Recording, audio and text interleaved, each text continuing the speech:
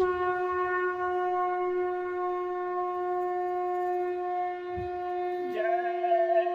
गुरुदेव। जय गुरुदेव।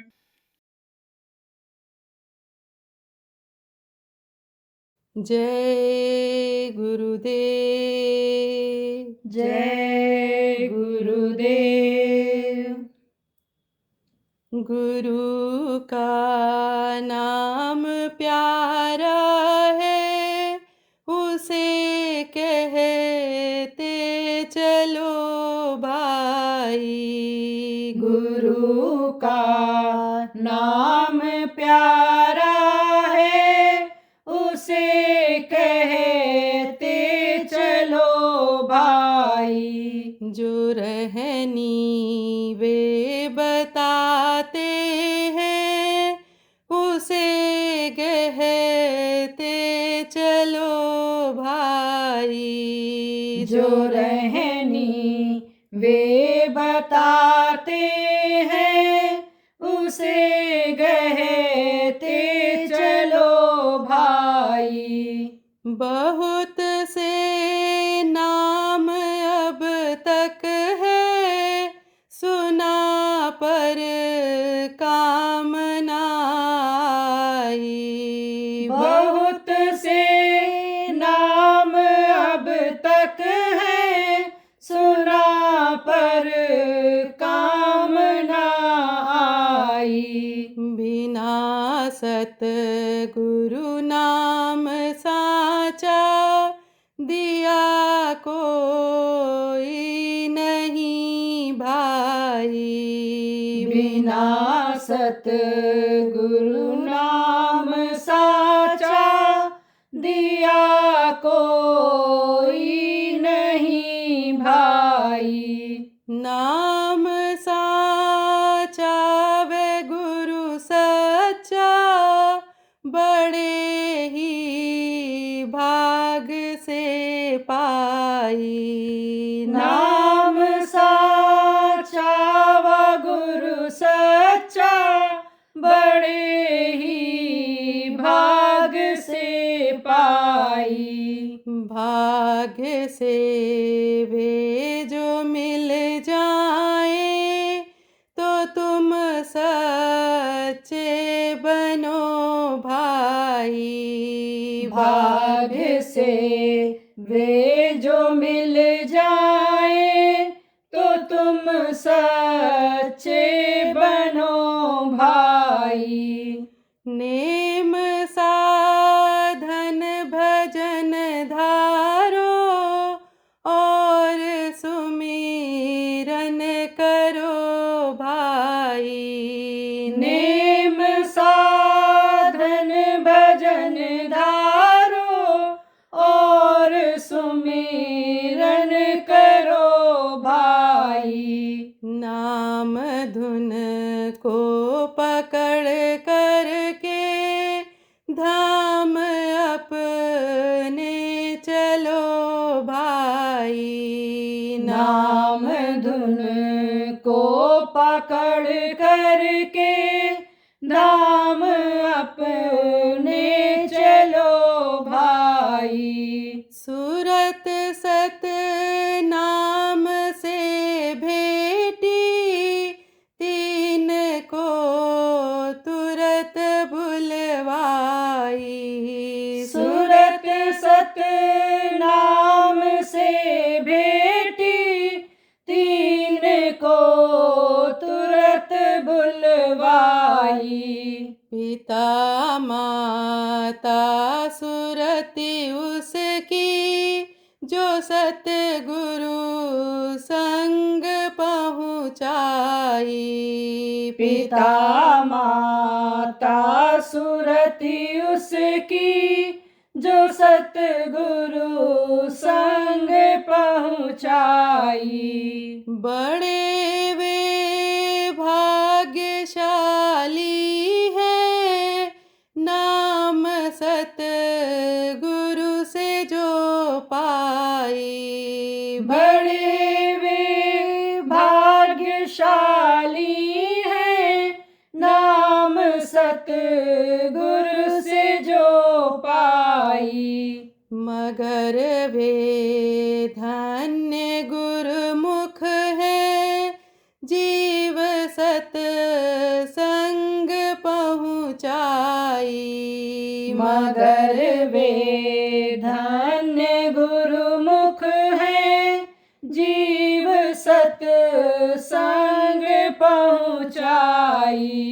गुरु का नाम प्यारा है, उसे कहते चलो भाई। गुरु का नाम प्यारा है, उसे कहते चलो भाई। जय गुरुदेव। जय गुरुदेव।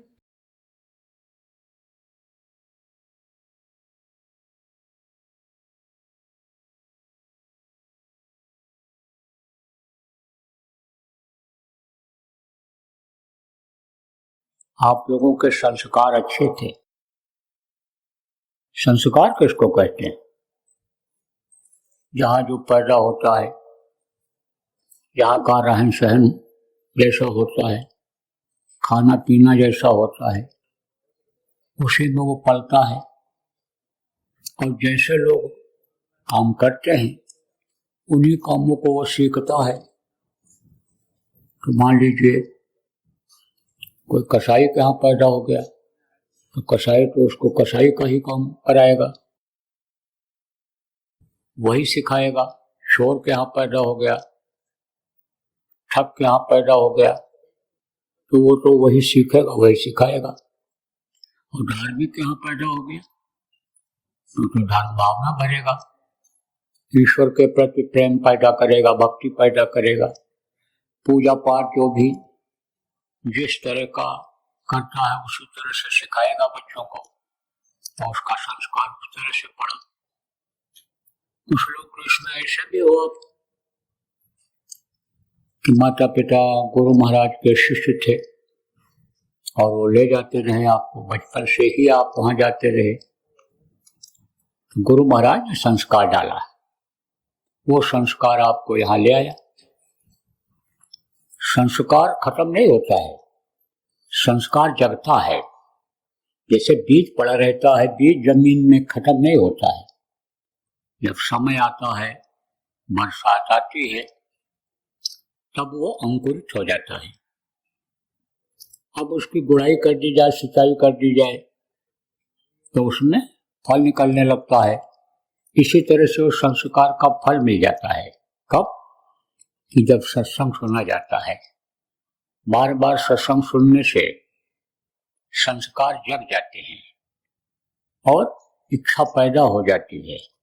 क्या इच्छा पैदा हो जाती है? कि किस लिए हमको यह मनुष्य शरीर मिला है, तो उस काम को करना चाहिए। मिली नरदेह यह तुमको, करो निज काज कुछ अपना। अन्य करो तुम काम कुछ अपना, काज निज अपना। अन्य निज काम, कुछ काम कौन सा है? यही काम है कि भाई इस शरीर को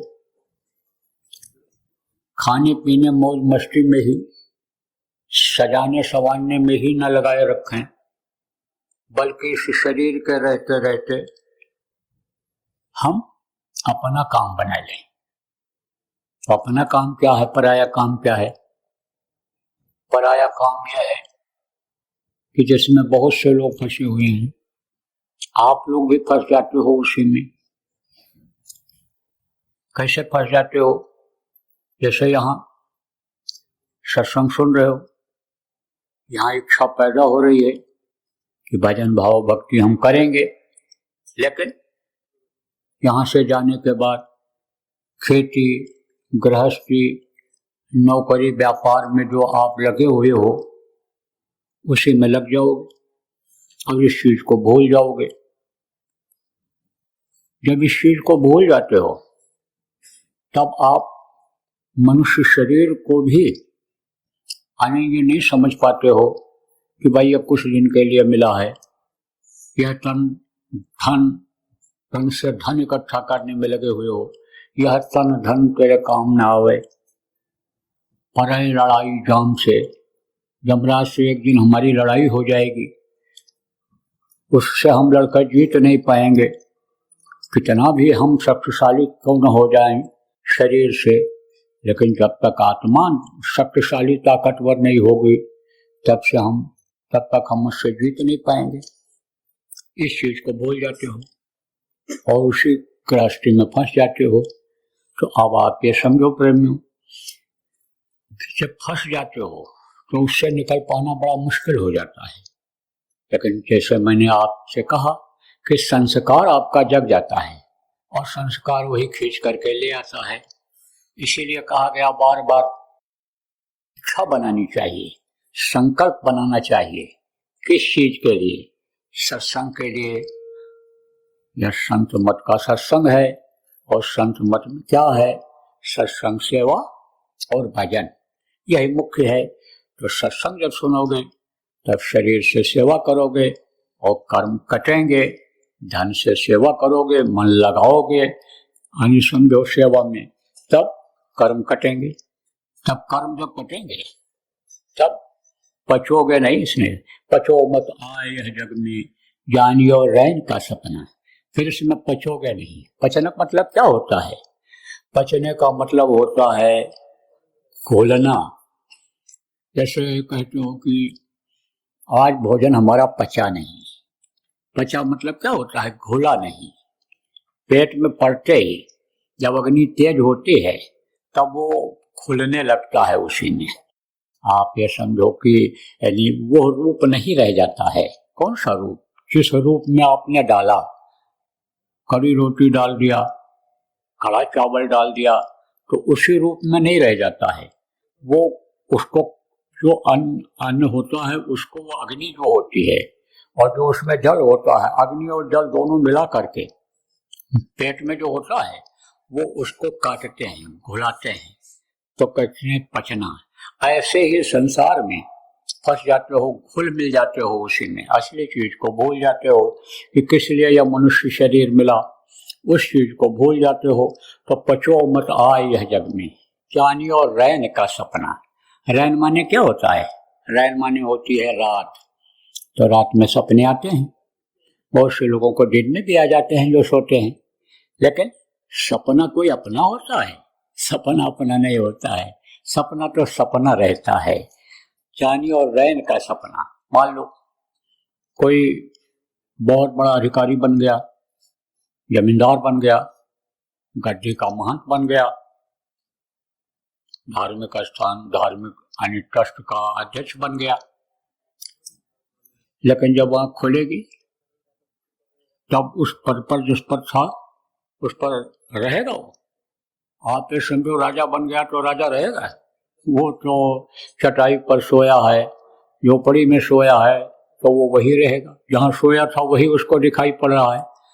तो ये जो दुनिया है, ये संसार है, ये स्वप्नवत है। कहा ना, उमा कहूँ मैं अनुभव अपना, सत हरि भजन जगत सब सपना।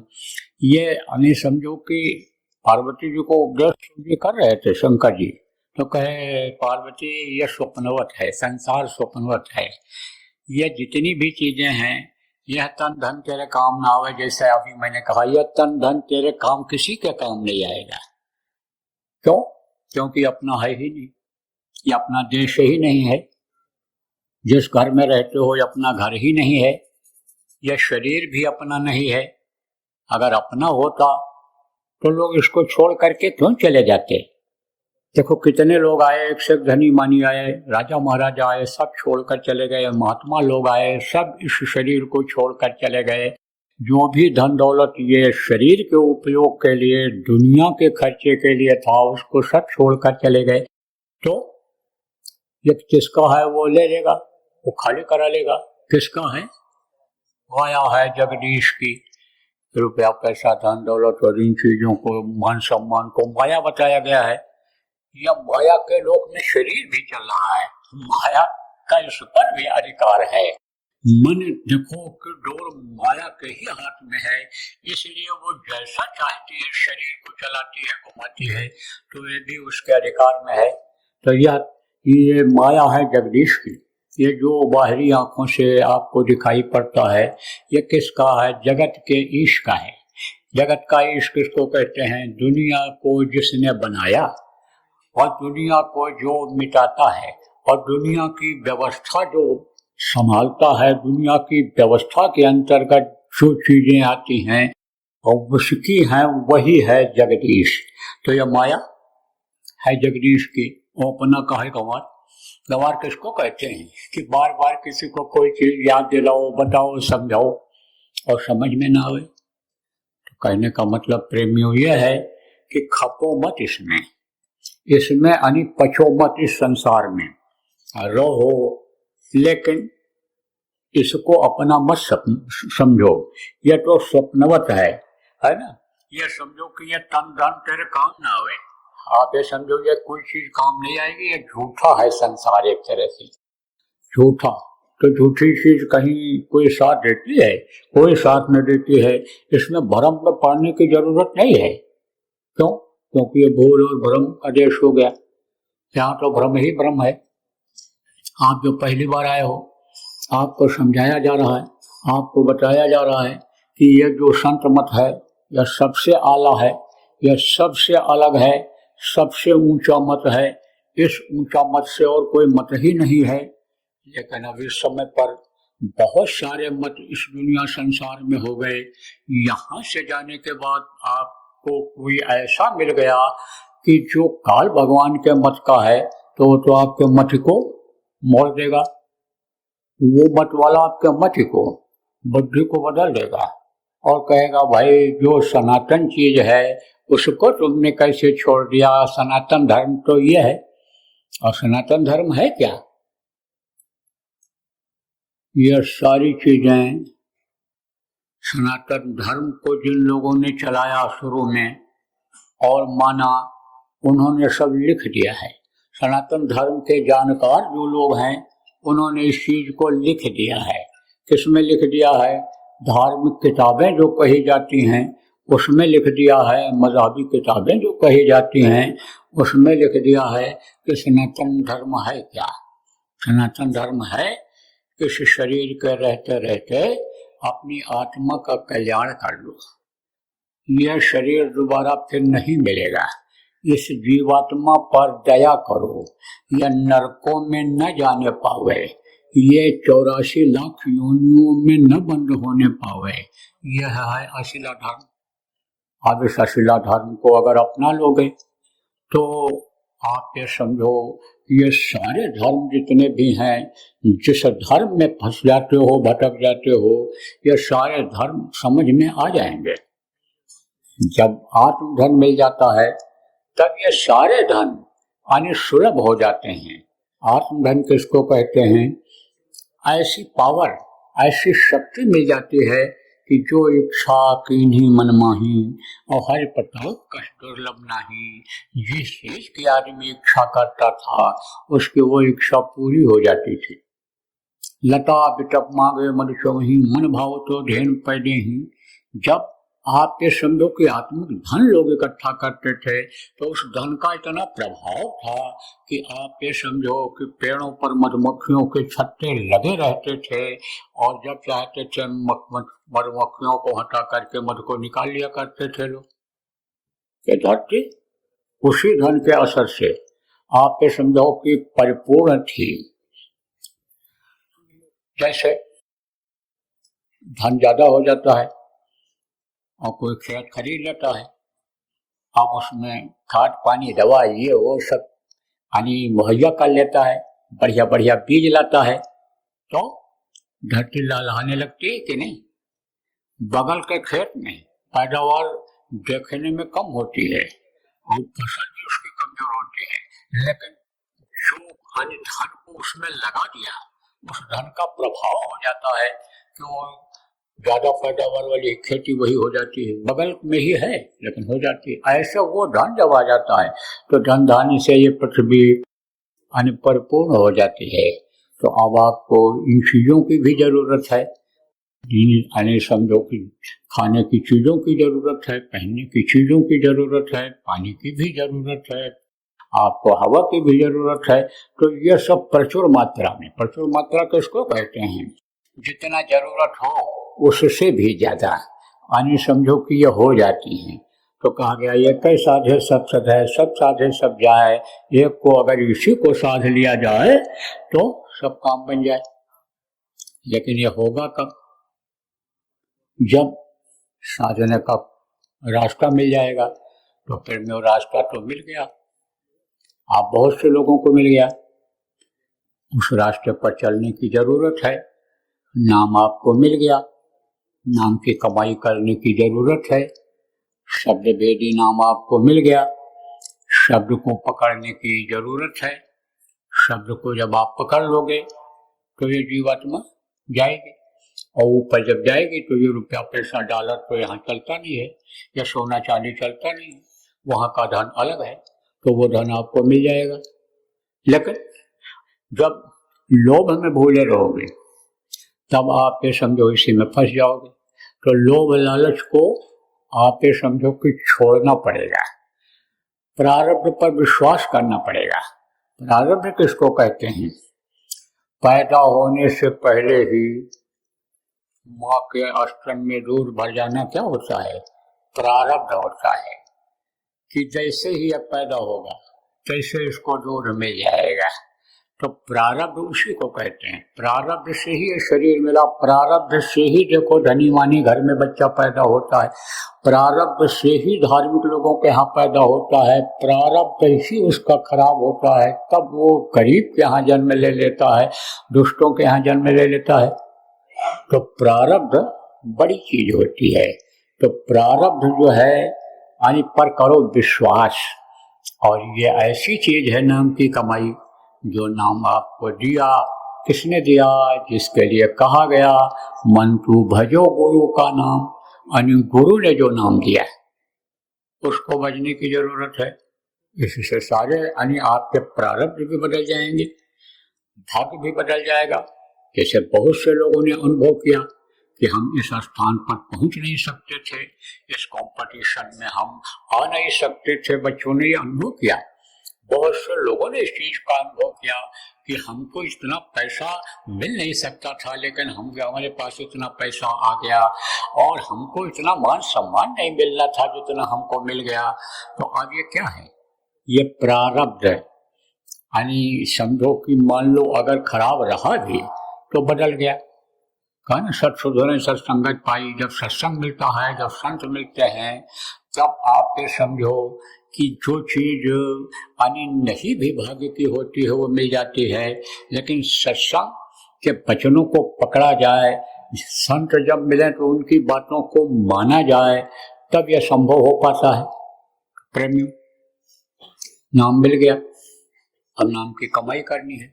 तो कहोगे भाई कमाई कैसे की जाती है? कमाई के लिए मेहनत करनी पड़ती है। जैसे अनाज पैदा करते हो तो मेहनत करते हो, व्यापार करते हो तो उसमें भी मेहनत पड़ती है, उठना पड़ता है, दुकान खोलना पड़ता है, व्यापार में जाना पड़ता है। नौकरी करते हो तो नौकरी में जाना पड़ता है। आप पे समझो कि मेहनत करना पड़ता है। ऐसे इसमें भी आप पे समझो थोड़ी मेहनत करनी पड़ेगी। तो इसमें बहुत ज़्यादा मेहनत रहेगी नहीं कि दौड़ के जैसे दफ्तर में जाना पड़ता है। आप ये समझो कि यानी जल्दी जल्दी जा करके दुकान खोलना पड़ता है कि ग्राहक निकल जाएंगे, समय निकल जाएगा। ये सब ज़्यादा कोई भाग दौड़ इसमें नहीं है। इसमें तो बस शरीर को रोकने की जरूरत है और मन को रोकने की जरूरत है। तो शरीर और मन अगर रुक गया तो यही चीज आसान हो जाती है।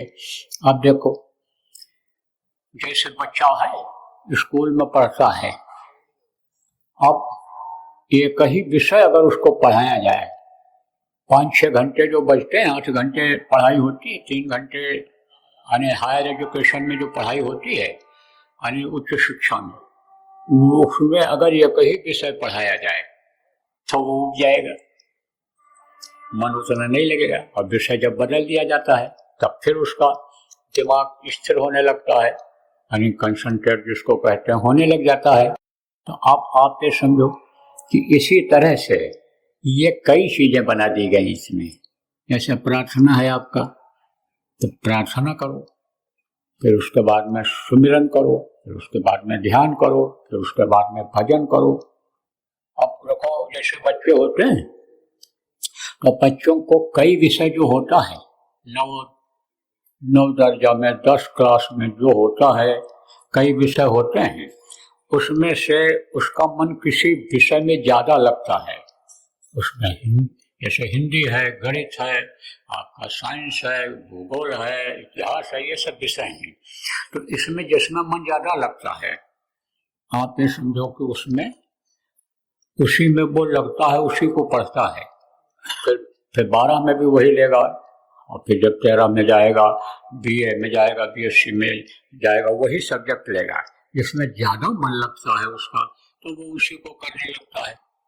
लेकिन आप ये समझो कोई कहे कि हम अंग्रेजी नहीं पढ़ेंगे और हम अन्य इतिहास पढ़ेंगे या हम विज्ञान पढ़ेंगे या कोई पढ़ेंगे, तो अंग्रेजी कुछ न कुछ सब में रहती है, तो वो भी सीख जाता है, वो भी सुन लेता है। तो अब इसी तरह से इसमें होता है कि लगे किसी में, चाहे भजन में और चाहे सुमिरन में, चाहे ध्यान में। आप ये समझो भजन में लगेगा तो उसमें ध्यान भी बन जाता है। आप क्योंकि ये सब जुड़े हुए हैं एक दूसरे से, इसलिए आप ये समझो कि जब लगता है आदमी तब आनी समझो समझ में आता है, और नहीं खाली सुनता है तब समझ में नहीं आता है। प्रार्थना से क्या होता है, भाव बनता है, वो याद आते हैं। आप ये समझो वो देखते हैं कि हमको कोई पुकार रहा है, तब वो मदद करते हैं। अब इन आँखों से, बाहरी आँखों से वो दिखाई नहीं पड़ते हैं। कौन धनी जिनका सुमिरन किया जाता है तो आदमी को जल्दी विश्वास नहीं होता है, लेकिन जब करने लग जाते हैं और वो दिखाई पड़ते हैं, वो खुश होते हैं कि चलो हमारा ये बच्चा है, हमको याद कर रहा है, देख रहा है। तब पता चलता है बच्चा भी खुश हो जाता है। तब कि जब पिता को याद करता है, अब पिता जब उसको देख लेता है, उसकी आंखों में आंखें डाल देता है, तब प्रसन्न हो जाता है, खुश हो जाता है और जा करके सीने से लिपट जाता है। ऐसे ही समझ लो कि प्रभु को जब देखता है साधक, इनको धनियों को जब साधक अंदर में देखता है, तो अब आप ये समझो कि खुश हो जाता है। जब वो खुश होते हैं कि देखो मेरा भटका हुआ बच्चा, बहुत दिनों से जो भटक रहा था वो मेरे पास आ गया, वो भी खुश हो जाते हैं। जब धर्म युद्ध होगा, धर्म युद्ध जानते हो किसको कहते हैं? बहुत से लोग धर्म के नाम पर ही रोटी खाते हैं, बहुत से लोग धर्म के नाम पर ही रोटी सेकते हैं, बहुत से लोग धर्म के नाम पर ही नाम कमाने की कोशिश कर रहे हैं कि हमारा नाम जल्दी उजागर हो जाएगा, मीडिया में, पेपर में आ जाएगा, लोग जान जाएंगे कि ये कट्टर हिंदूवादी हैं, ये कट्टर मुसलमानवादी हैं, ये कट्टर यहूदीवादी हैं, ये कट्टर जो है ये आने समझो कि सिखवादी हैं। इसलिए लोग लगे हुए हैं। आप इस बात को समझो कि ये जो धर्म गुरु कहलाते हैं, ये लोग अगर अभी सुधार ले आवे तो बहुत बड़ा सुधार जनता में हो सकता है। एक जगह बैठ करके और कितने लोगों को ये मरवा देते हैं उन्माद में। तो प्रेमियों, उन्माद में मत आना, क्योंकि आप तो हर जाति मजहब के लोग यहाँ पर आते हो। सबकी बात एक साथ कह रहा हूँ, उन्माद में आप मत आना, किसी के बहकावे में आप मत आना। जो भी कदम रखना धर्म के मामले में सोच समझ करके रखना। और अगर आपके अंदर एक धर्म आ जाएगा, मानव धर्म आ जाएगा। मानव धर्म क्या है? सत्य और अहिंसा, सेवा और परोपकार। जय गुरुदेव। सरकारी व गैर सरकारी अनुदान के लिए बिना सत्संगियों के सहयोग द्वारा जनहित के कार्यों में लगी हुई बाबा जय गुरुदेव धर्म विकास संस्था का मुख्यालय पिंगलेश्वर रेलवे स्टेशन के सामने, मक्सी रोड, उज्जैन, मध्य प्रदेश में है। यहाँ पर सत्संग व नामदान का कार्यक्रम होता रहता है। अतः आप श्रोताओं से अनुरोध है कि बाबा उमाकांत जी महाराज के आश्रम उज्जैन एक बार परिवार सहित जरूर पधारिएगा। आपके सुझाव के लिए व्हाट्सएप नंबर 9575600700। जय गुरुदेव।